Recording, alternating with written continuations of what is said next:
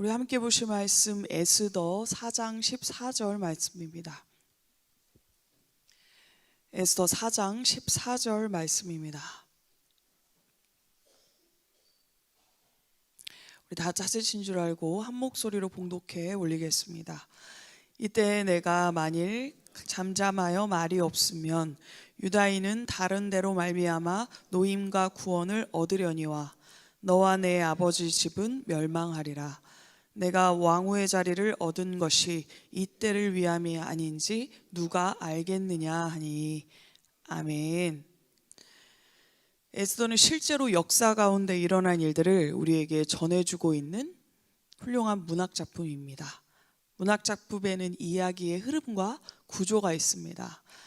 1장에서 2장은 에스더의 발단입니다. 그리고 3장에서 9장은 한 사건이 발생하고 그 사건을 해결해 나는 이야기가 나오는 본론입니다.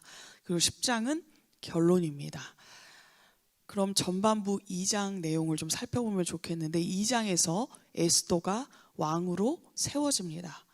에스더 전의 왕후 이름은 와스디입니다. 와스디 왕후의 폐위 사건, 그 사건을 통해서 이 책에서 드러내고자 하는 것은 무엇이냐면, 아하수에로 왕, 그 당시에 페르시아 왕이었는데 아하수에로의 왕이 얼마나 권력이 대단한지, 그의 말을 하면 그 말이 법이다 라는 것을 이 이야기를 통해서 들려주고 있습니다. 이러한 시대 속에서 에스더가 왕으로 세워지게 됩니다. 그리고 그에게는 나이 차이가 많이 나는 사촌 오빠가 있습니다. 그 오빠 이름은 모르드게입니다.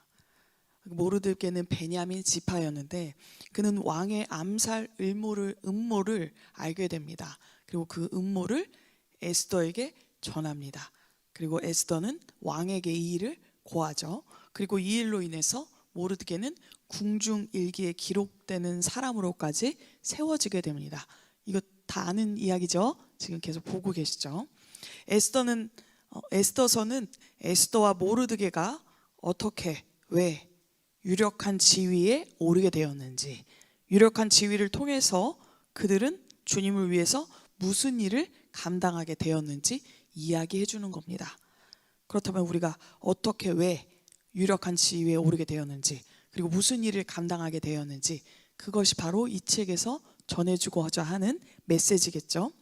이 이야기는 이스라엘 당시 포로 공동체의 삶을 보여주고 있습니다. 그들은 하나님이 포로 공동체로 그들의 삶을 허락하셨기 때문에 그 삶을 받아들여야 합니다. 그렇지만 이방에서 얼마만큼 이방의 삶을 받아들여야 하는지, 그리고 그 땅에서 그 삶을 받아들이는 것은 당시의 오늘날과 또 어떤 연관이 있는지, 어떤 의미가 있는지, 이것을 우리가 주목해 보아야 합니다. 그렇다면 그 주목해 보아야 할 메시지가 무엇입니까? 하나님의 백성은 하나님의 통치를 드러내는 도구로 살아야 한다. 이것이 바로 아까 말했던 그들이 유력한 지위에 오르게 된 이유, 그리고 그 일을 감당하게 되는 것, 그것이 바로 이거겠죠. 그럼 본론, 그 이야기를 좀 더 가까이 가보면 좋겠습니다. 3장에서 9장까지 한 사건의 이야기를 다룬다고 했습니다. 한 사건, 갈등이 일어나고 그 갈등을 해결해가는 이야기입니다. 아각 사람 하만과 모르드게의 갈등, 그것이 그 한 사건의 이야기입니다. 하만은 지위가 높은 사람이었습니다. 그래서 대궐의 모든 신하들이 왕의 명령대로 그에게 절했습니다. 그런데 모르드게는 절하지 않았죠. 이 일로 인해서 하만이 모르드게의 민족 이스라엘 전체를 말살하겠다라고 결심했습니다. 그 계획은 왕에게 조서를 받아내면서 수락되었습니다. 왕의 조서가 무엇입니까? 법입니다. 이 조서가 핵심입니다. 과거에 와스더가 폐위되고 에스더가 와스더가 아니고 와스디인데 자꾸 와스더라고 섞어가지고 다른 사람인데, 와스디가 폐위되고 에스더가 왕후가 되었다는 것이 바로 이 조서를 통해서 이루어졌습니다. 이들의 갈등은 과연 열방의 법이 여호와의 법과 싸워서 어떻게 되는지, 또 유다의 운명이 열방의 손에 있게 되는지 아니면 여호와 하나님 손에 있는지 결정되는 순간입니다. 4장 1절을 보면 이렇습니다. 모르드게가 이 모든 일을 알고 자기의 옷을 찢고 굵은 베옷을 입고 재를 뒤집어 쓰고 성중에 나가서 대성통곡을 했더라. 자, 그렇죠? 에스더가 시녀 내시를 통해서 모르드게의 사건의 경위를 알게 됩니다. 왜냐하면 이렇게 앞에서 모르드게가 대성통곡을 하니까 그냥 지나칠 수 없는 거죠. 그래서 갔어요. 그리고 모르드게는 그녀가 보낸 사람 하닥을 통해서 그녀에게 본인의 뜻을 전합니다. 8절 하반절입니다. 왕에게 나아가서 그 앞에서 자기 민족을 위하여 간구하라. 이제 모르드게가 하닥에게 에스더에게 이렇게 시켜라. 왕에게 나아가서 그 앞에서 우리 이스라엘 민족을 위하여 간절히 구하라. 뭘 구해야 되겠죠? 지금 하닥이 우리 민족을 멸살하고자 한다. 이 사실을 전해라 라고 합니다. 모르드게의 뜻을 들은 에스더가 내시 하닥을 통해서 모르드게에게 뭐라고 답합니까? 11절입니다. 왕의 신하들과 왕의 각 지방 백성이 다 알거니와 남녀를 막론하고 부름을 받지 아니하고 안뜰에 들어가서 왕에게 나가면 오직 죽이는 법이요 왕이 그자에게 금규를 내밀어 살 것이라. 이제 내가 부름을 입어 왕에게 나가지 못한 자가 이미 30일이라 하라.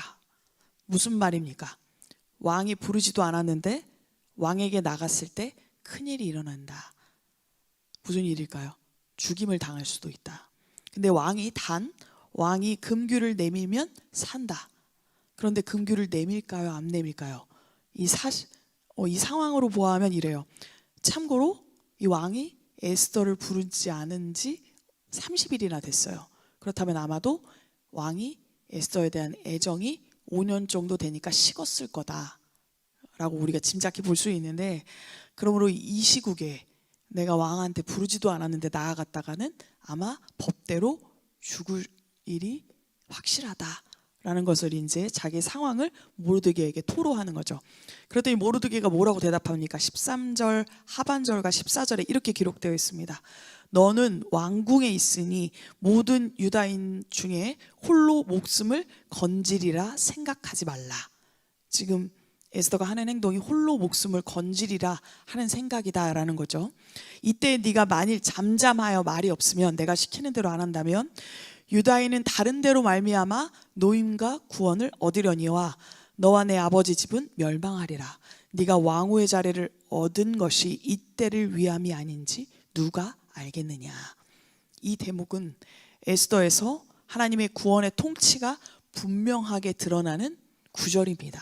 무슨 말입니까? 에스더, 너가 나서서 도와주던 도와주지 않던 하나님은 반드시 그분이 택한 그분의 백성을 구원하실 것이다. 더 나아가서 주께서 에스더를 들어 자기 백성을 구원하시기 위해서 수년 전에, 그러니까 5년 전에 그녀를 페르시아의 왕비로 삼은 것이 맞다라고 전해주는 겁니다. 네가 왕비가 된 목적은 이때를 위함이다 라고 가르쳐주는 거죠. 그러나 네가 그 일을 행하지 않더라도 하나님은 우리를 구원하실 것이다. 그런데 그 일을 하지 않은 너는 어떻게 될까?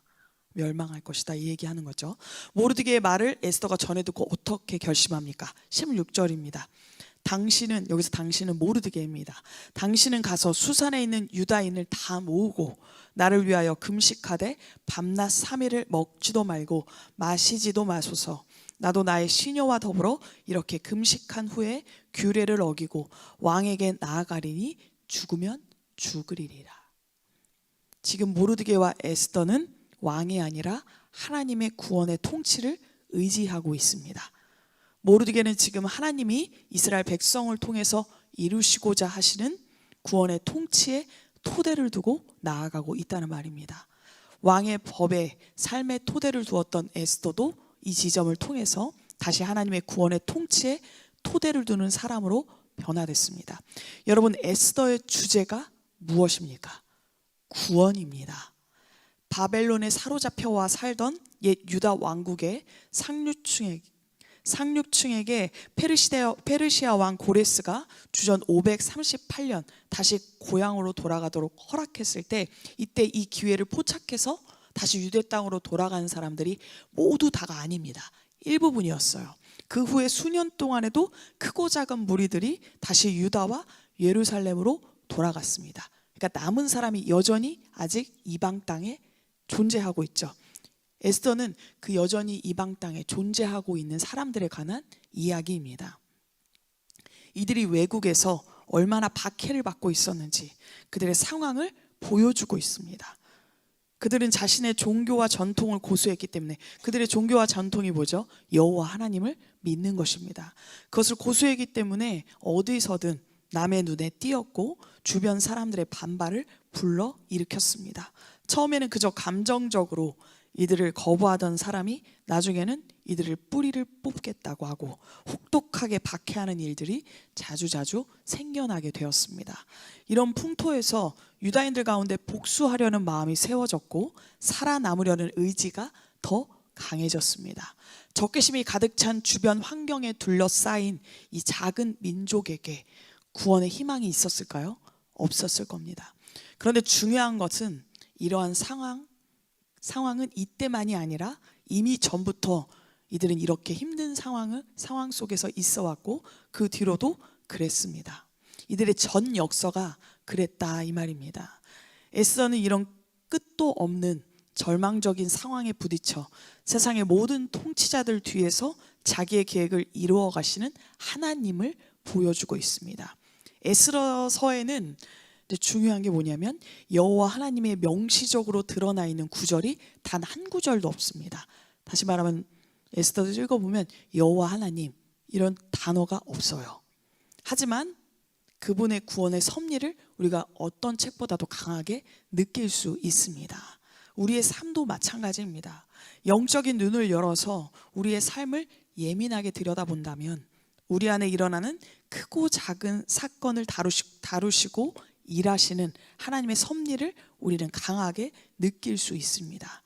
갑작스럽게 찾아온 상황, 그 상황을 허락하신 주님의 의도가 무엇인지 우리가 알 수는 없지만 선하신 그분을 믿기 때문에 그분의 손에 기꺼이 우리의 삶을 내어드릴 수 있습니다. 왜냐? 상황이 우리를 다스리시는 것이 아니라 여호와 하나님이 우리의 삶을 다스리시기 때문입니다. 원인을 알아도 절대 해결되지 않은 문제 앞에서 요리조리 분석하고 머리를 쓰기보다는 즉시 주님께 문제를 내어 맡길 수 있습니다. 왜냐? 그 문제를 허락하신 분이 여호와 하나님이시니까. 그 문제를 해결하실 분도 여호와 하나님이시다라는 것을 우리가 알기 때문입니다. 그렇습니다. 하나님은 하나님의 의도대로 하나님의 백성을 세우시기 위해서 잠시 그들에게 포로 생활을 허락하십니다. 그러나 여기서 중요한 사실은 그들이 비록 포로 가운데 있지만 여전히 그들은 하나님의 언약 백성입니다. 여러분, 우리는 하나님의 언약 백성입니다. 잠시 찾아오는 어려움 또한 하나님이 이 땅에 구원을 이루게 한 구원의 행위임을 믿는 언약 백성입니다. 사랑하는 성도 여러분, 우리의 삶이 비록 어려움에 봉착해 있지만 여전히 하나님의 구원의 통치 가운데 있음을 잊지 마시기 바랍니다. 오늘 하루도 주님의 통치 안에서 예수 그리스도의 승리를 맛보는 저와 여러분 되시기를 간절히 소망합니다. 우리 다 같이 기도하겠습니다. 은혜롭고 선하신 하나님, 때때로 주님의 사랑을 온전히 깨닫지 못하고 주님의 은혜를 잊어버리는 자신을 바라봅니다. 그러나 주님은 언제나 저희를 기다리시고 저희의 마음을 회복시키시며 다시금 주님의 사랑으로 채워주십니다. 주님께서 주시는 그 사랑 안에서 저희가 더욱 온전해지기를 소망합니다.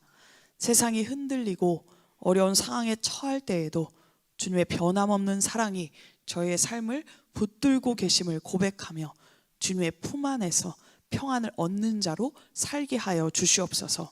오늘 하루도 주님께서 저희를 위해 이루어 놓으신 구원의 길을 따라 믿음으로 승리하는 삶 살게 하여 주시옵소서. 예수님 이름으로 기도합니다. 아멘.